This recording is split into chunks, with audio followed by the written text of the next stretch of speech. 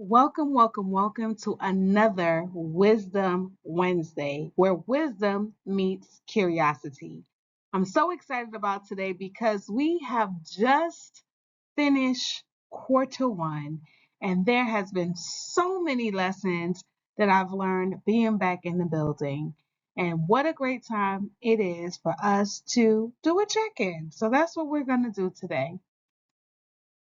In the earliest stages of the Culture Academy, we introduced a package called It's a Wrap, where we took time to celebrate, reflect, and plan. And this package was really geared towards those big ticket items or big ticket events that's happened.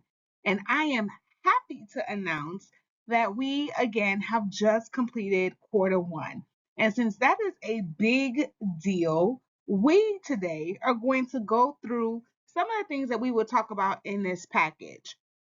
So during our time together, we're going to celebrate, we're going to reflect, we're going to plan, we're going to do this by toasting to the triumphs, reflecting on our lessons learned, and plan for future. So we're going to be future focused.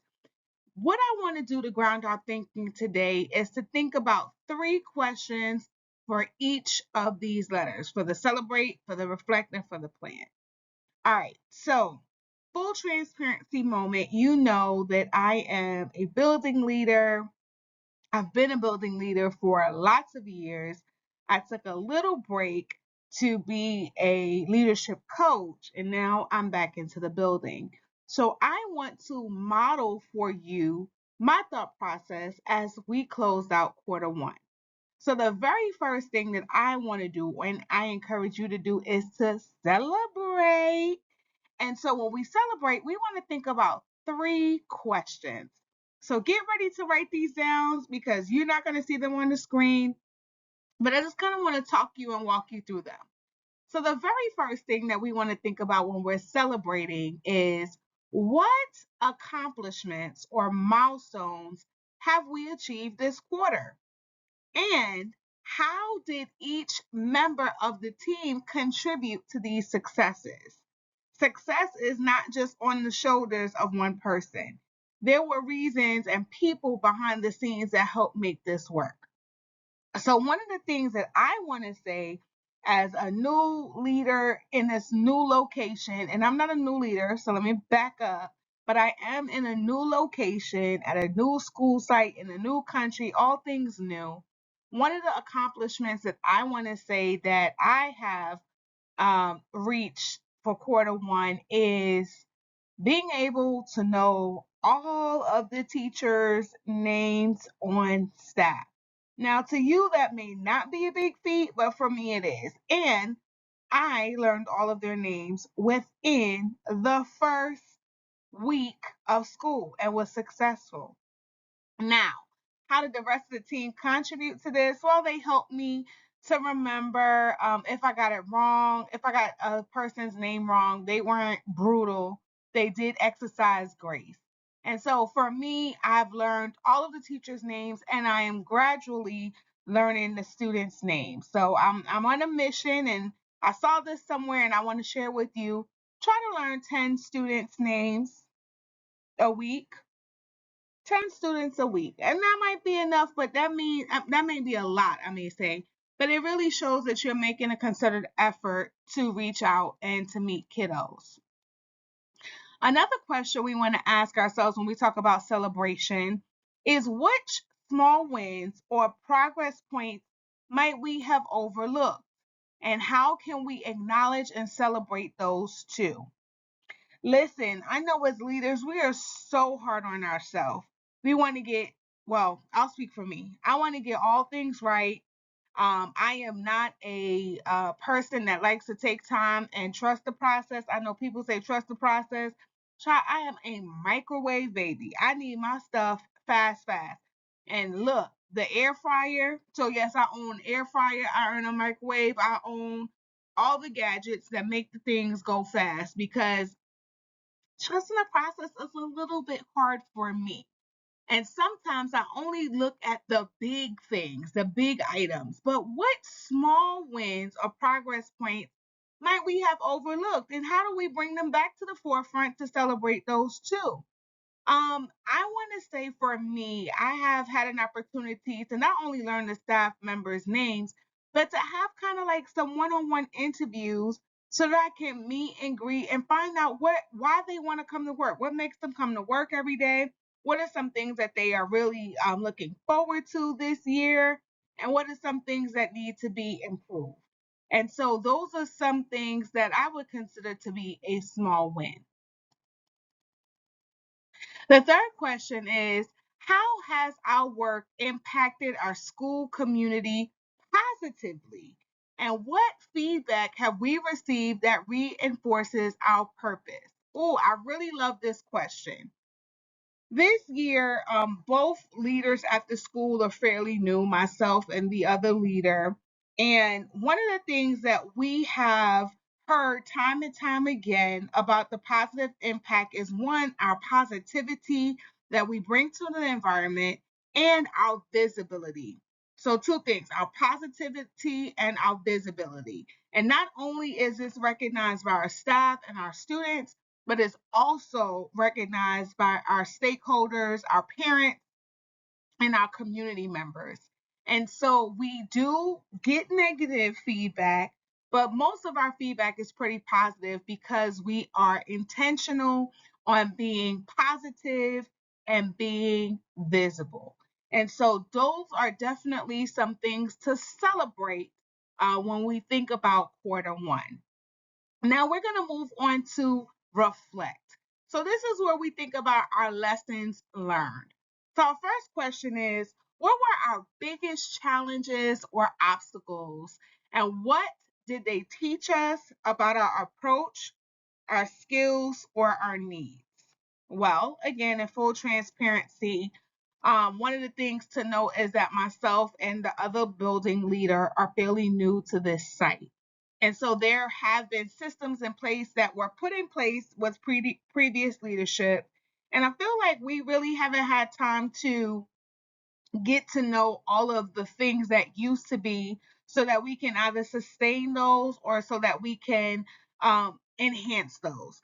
And so that has definitely been a challenge for me, but I believe also for my partner as well. The second question is, in what areas did we see the greatest growth or improvement, and how did that shape our team's dynamics and strength? Well, one of the things that we have noticed as an administrative team was our communication and our ability to leverage each other's expertise. There's definitely a level of expertise that my co-admin brings to the table. There's a level of expertise that I bring to the table, and communication and communicating those pieces of expertise has definitely been an area of growth, or is an area of growth for us. I think when we think back to our quarter and how we kind of try to communicate, or in our mind we thought we were communicating, but it really wasn't going that way. I think it was definitely a conversation piece where we recognize that, hey, we both are bringing something to the table. We are both working for the greater good. How do we leverage our expertise, our knowledge, and refine our communication so that we can be the dynamic duo that we are? The third question that we want to talk about is, were there any strategies or decisions that didn't yield the results we expected? If so, how might we adjust these for the future? My answer, absolutely. I think one of the things that we think about is, again, not laying the foundation. We have been extremely, as a team, reactive instead of proactive. So we've always, for quarter 1, and this is just for quarter 1, we've just been responding. I think we've relied on our staff to kind of share past practice. They may not always be best practices, but past practice. And I think that didn't yield the results that we needed so that we could be less reactionary and be more proactive. So I think as we get into the plan stages for next year, I mean, not even next year, look, I'm trying to jump the gun. Next quarter, we want to make sure that we bring some of these reflections to the forefront for discussion with our staff, which leads us to plan. So, question number one under plan. Based on our celebrations and reflections, would you look at there like I almost knew that was coming? What is the single most important goal we want to achieve in the next quarter? We're currently planning for our faculty meeting, and this is where I want to reshare our goal for the school year and have some conversations on the steps that we've already taken or that we've taken to make these goals come to fruition. Also want to get some feedback from the staff to see where they think we are in the goals that were presented in the beginning of the year. When we plan, we want to think about this next question. What are three specific actions or behaviors that we'll commit to as a team to keep us aligned with our goals? Now, that's a great question for planning. I think again, in full transparency, everybody's just trying to find their way. Okay. That's from the leadership down. It's not that we don't know how to lead. It's not that we don't know what to do. It's just, again, that commingling, that coming together. The staff who has been, most of the staff members are veteran staff members, but the leadership is new. And so, as I've mentioned in the past, sometimes when you have veteran or seasoned staff, they are literally waiting you out. I'm not necessarily saying that's the case with our staff, but some staff members will definitely make it known that, hey, I'm going to be here longer than you. So I'm not going to get too comfortable in following what you're doing um, because you might be gone and I've invested all this time and energy. And you know what? That's fact. That's their truth. That's their perspective. So how do we do a post check or a culture check to see how we can make sure that everybody's voice is heard and everybody feels seen and valued and their input is collected and something is done with it? And so I think that's what we're going to be intentional about as we plan for future quarters.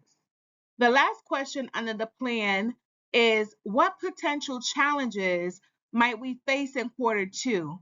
And how can we proactively address them with a plan of support? Well, quarter one, my friends, was very heavy with just the beginning of the school startup, making sure all our students have schedules, making sure that the testing that happens in quarter one, the statewide, school-wide assessments were done, all of the sporting events that we had to do. And again, like I said, we learned a lot. We learned about a lot about ourselves. I learned a lot about myself. I learned a lot about my staff. I learned about a lot about the students. I learned that sometimes I might be a little because again, I'd rather err on the side of caution than to be reactive. But going back to the question, lots of things that we noticed in quarter one that we want to kind of tighten up on. We need to tighten up on. And so for quarter one, in full transparency, it seems like that's my favorite words for this Wisdom Wednesday. We kind of just stood back and observed, which all good leaders would do, right? You don't just go in kicking the door down, making changes right off the bat. And so we've given quarter one a time. We got to see who our key players were, who was going to step up, who was not going to step up, who's just like, hey, y'all on your own. And we just really have a good understanding, for the most part, of how people operate, what their perceptions are, and that's definitely going to help us be proactive with addressing a plan of support for quarter two.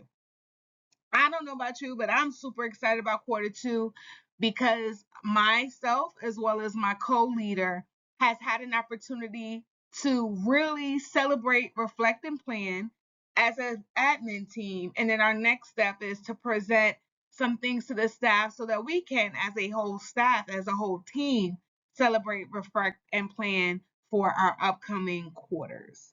That's all we have for this Wisdom Wednesday, guys. I hope you enjoyed. Please keep us in the loop. Let us know if you have questions. Let us know what you think about the content that's being presented. Until next time, bye.